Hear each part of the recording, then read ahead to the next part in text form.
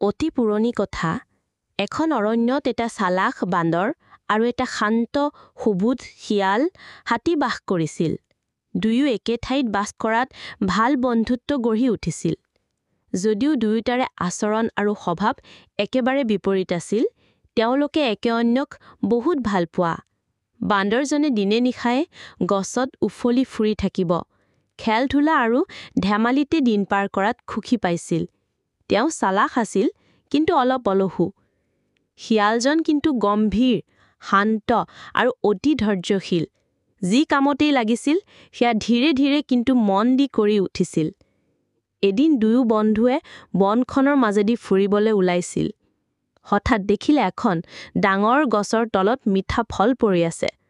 বান্দৰে খুন্দিয়াই ক'লে, "চাও চাও, ইমান মিঠা ফল, দৌৰি যাও, মই আগত খাম।"